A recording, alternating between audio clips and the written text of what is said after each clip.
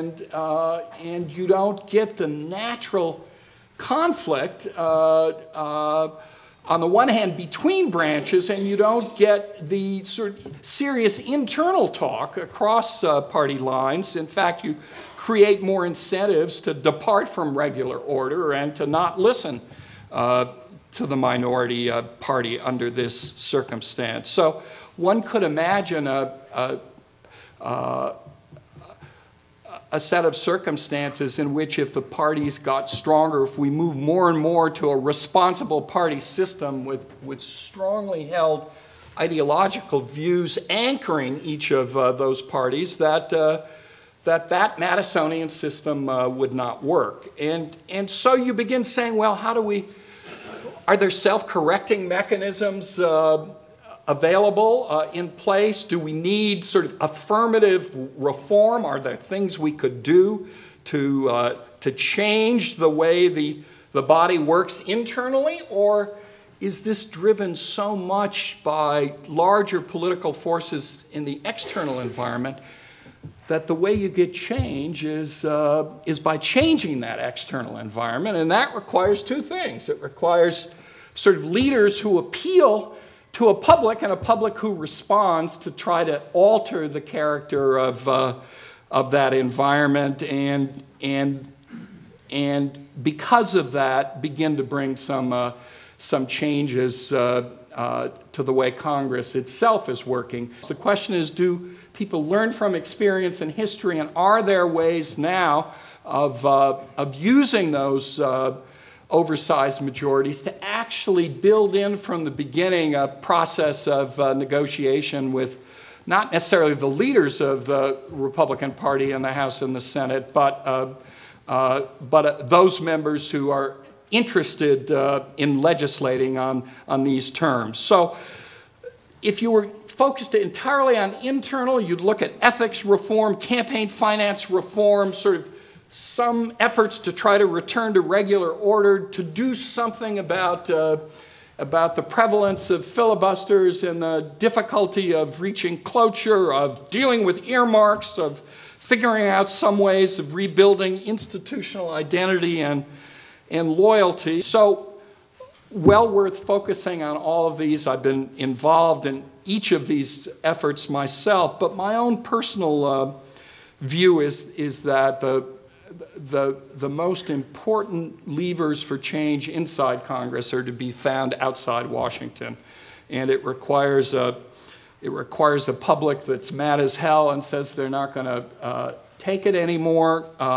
It requires some effort on the part of leaders to, even though we have this ideological polarization, to begin to reframe some of the issues having to do with health care and energy security, efforts to deal with climate change, and long-term fiscal problems associated with our social insurance programs, to reframe them in a way that can break up the kind of rigid ideological blocks that now keep us from resolving those problems, and in so doing, begin to send different signals to a public that leads to some diminution in this polarization, extreme partisanship, and allows us to get back to work again. It's a problem of serious flaws in the design or structure of the Congress, of legislative bodies. They are amazingly complex and interesting institutions and bodies. Your students should really come to learn about them and appreciate them, but they also should learn not to be fooled by the hucksterism of some members who don't have an ounce of institutional loyalty, whose only commitment is to ideology, who don't really appreciate the checks and balances and separation of powers and deliberation, negotiation, and compromise. But help them understand that, but also help them understand that sometimes the environment is so poisonous that the bodies can't work, and the only way that environment will change is if they change it. Thank you very much.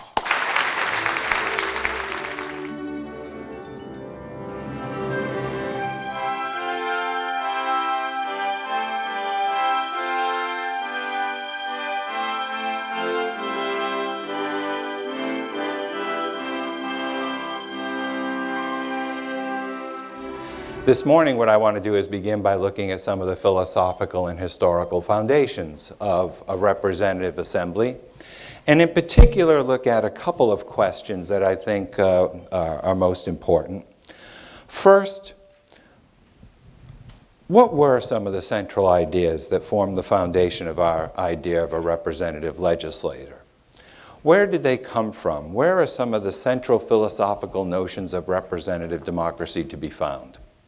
Second, one question that students always ask me, why does Congress come first in the Constitution? What is it about the legislature that gives it a sort of preeminence amongst the institutions in a representative government? Third, what were the issues that led to the particular structure and design of the Congress? And how did the framers of the Constitution relate these features to the purposes of representative government? Because one of the things we have to explain as we think about the Congress is how is this institution crafted? How was it designed, and why was that particular design chosen? Now, in addressing these questions, we could delve deep into our philosophical and historical traditions. The roots of the United States Congress can be traced back to the classical republics of Greece and Rome, to the writings of the Greek philosopher Aristotle, the Roman statesman Cicero. We can even trace them back to the ancient confederacies in the early European republics like Geneva and Venice. In particular, I think the most immediate effect, and the one I'd like to focus on in terms of this morning's talk, is the Enlightenment philosophy of the late 17th and 18th centuries, which had a seminal influence on the founding fathers in their thinking, had an important influence on the crafting of the American political tradition, particularly in the writings of people like John Locke. Locke, in his second treatise of government, written in the 1680s, sets forth a new theory of government and the foundations of government that was based on notions of individual rights, popular consent, and limits on government authority. Locke, at the time, seeking to provide some alternative foundation for government and some better understanding of why governments were formed in the first place, began to think about what were individuals like before there was government, or what would life be like without government. But one of the problems that they encountered was that even though they were rational and reasonable human beings, they tended to reason differently. They tended to experience different passions. They tended to have different experiences in life. And as a result, Locke argued you started to have conflict, with some people even resorting to violent means to try to get what they want. As a result, there was a need for some common set of rules. There was a need for some authority who could help ensure that individuals could pursue their rights and liberties without having to worry about the insecurity of someone coming along and taking what they thought was theirs. As a result, Locke argued individuals freely chose government. They essentially contracted with each other, agreed to set up a central authority that would provide a common set of rules that would be applicable to all and would be enforced by a central authority so that individuals could enjoy their liberties. As a result, Locke argued the purpose of government was to protect individual rights. And government was based not on some notion of hereditary rule or some notion of divine right. Government was based on the popular consent of the people. People chose the governments that they lived under, and they had a role in ensuring that that government represented their interests. As a result, Locke argued that the first and fundamental positive law of all commonwealths, the first thing to be done by individuals seeking to form a government, was to form the legislative power. That, he believed, was the first and fundamental positive law of government. That's why Congress comes first. Congress is the fundamental institution because Congress is the body that's responsible for making laws. It is the body that is responsible for establishing the rule of law that is the key to protecting individual liberties.